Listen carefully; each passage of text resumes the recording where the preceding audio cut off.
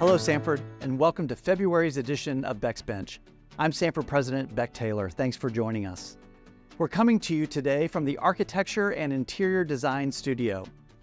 Despite the unusually frigid temperatures the past couple of weeks here in Homewood, the spring semester is already heating up. Step Sing is in the books, and students are looking forward to all of the fun campus activities ahead. And many of you have no doubt noticed a lot of physical changes to the campus this spring. These exciting new construction projects, some completed, some ongoing, simply add to the already amazing and robust Samford student experience, making students' time here even better. And for you Bulldog alumni, I'm confident these projects will add to your Samford pride as we continue to make this place better and better. And with change comes questions, a lot of questions. That's what will make this Beck's Bench so fun. We're flipping the script, so to speak.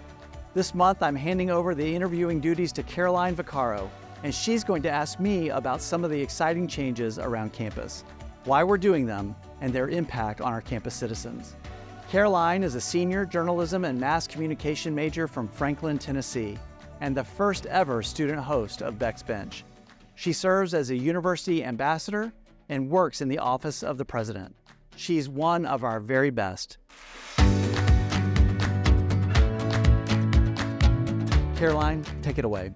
Thank you, Dr. Taylor, and welcome to Beck's Bench. One of my first questions about campus changes is I know there's a lot of changes happening to campus, specifically to the University Center. Are you able to give us a little update on what's going on there? Sure. You know, the University Center really is the hub of campus, isn't it? During the day, that's where students find each other and fellowship and grab a bite to eat.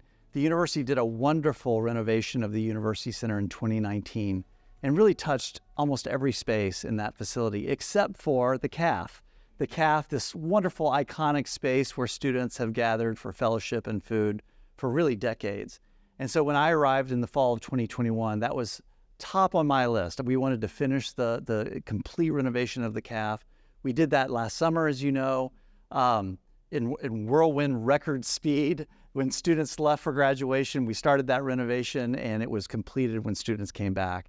And I've gotten such good feedback. Students really love the open design, the opportunity to fellowship with friends, even if you're not swiping in for a meal.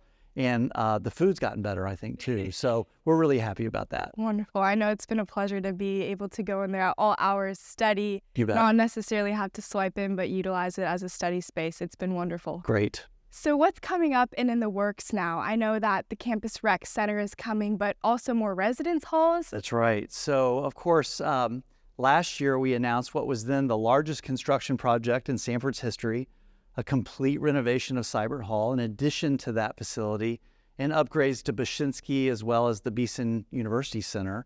And we're really excited about this project as well. After the CAF was completed, my next priority was to make sure that students had a place where they could take care of themselves, right? Students come to Samford to live and to learn, but they also want to invest in their wellness and recreate and do other things. And so that facility certainly is coming along. It changes daily, and we're excited to open that in the fall.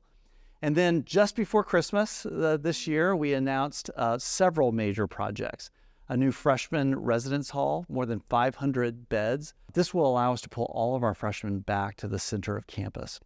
And research shows that freshmen really thrive when they're in those kinds of environments. Our upperclassmen want to live on campus as well, and our Greek population is growing.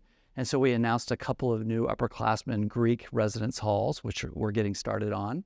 And then, of course, we all want more parking, don't we? That's really been the challenge, I think, the last year or two. And so we announced a 500 stall parking garage expansion. The really cool thing about all that, that's all going to come online by fall of 2025. We're working lights out, the fastest we can possibly work to bring those to campus by the fall of 2025. So that's going to position us really well to serve our current students and to be ready for future students as well. Dr. Taylor, when planning things like this, where do students factor in? Well, this is all for students. What I love about Samford University is that students are at the center of what we do, the center of our mission. When we're at our very best, we make decisions based on what is best for students. And so students have been involved in all of these projects. We do not do a construction project without pulling together focus groups of students, getting their input about design and programming and functionality.